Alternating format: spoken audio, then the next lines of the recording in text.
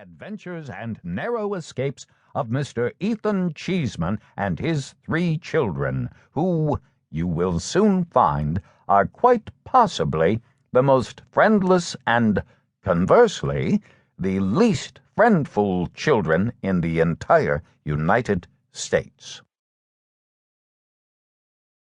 Chapter 1. If you're anything like me, and most of you are by virtue of cell structure, you'll agree that there's nothing quite so sad as a child with no friends.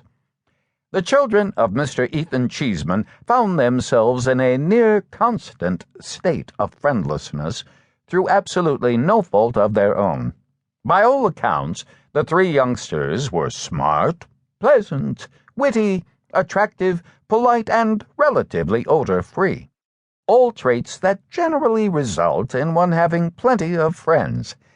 Their state of perennial friendlessness could be attributed solely to the fact that they were never in one place long enough to form any lasting relationships.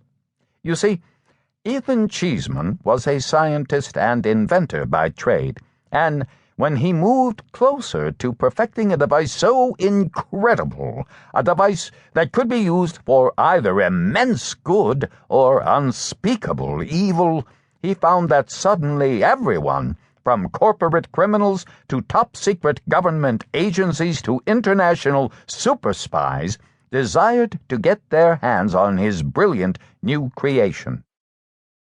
Ethan realized that this remarkable device would only ever be safe in his own hands, and so one night he made a decision. He would disassemble the partially completed machine, load it into the family station wagon along with his 3 sleepy children, and disappear. And he would remain in a state of disappearedness until this device, known simply as the LVR, could be completed, perfected, and used to reclaim the life of Olivia, his beautiful wife and mother of his 3 smart, polite, and relatively odor-free children.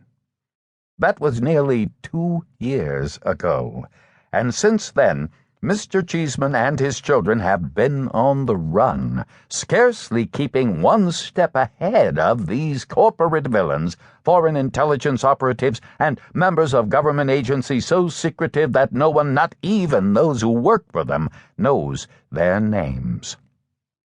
Of course, there is much more to be told about all that, but it will have to wait, because at this very moment Mr. Cheeseman is busy waking his children so he can once again hurry them into the family station wagon along with all of their earthly possessions and move them to yet another town far away from those who have designs on his wonderfully useful yet incomplete invention.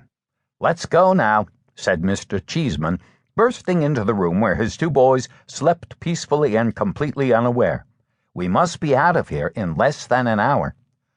"It's 3 a.m, groaned 14-year-old Barton, the eldest of Mr. Cheeseman's 3 bright children. "Can't we sleep a little longer? I was having this great dream about pitching a no-hitter in the World Series." "Big deal," came a voice from across the room. "You always have that dream." The voice belonged to Barton's 8-year-old brother Crandall, who had a habit of waking up in a very grumpy state, regardless of the time. "Yes, but the dream is always ruined when I suddenly realize that I'm not wearing pants," said Barton.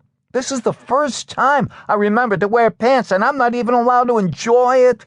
It's not every day you get to pitch a no-hitter in the World Series with your pants on." Mr. Cheeseman flipped on the light, an action that resulted in even more groaning. "One day you will pitch a no-hitter in the World Series for real," said Mr. Cheeseman, always supportive of his children's ambitions. "But not if we don't get out of here ahead of the Coats."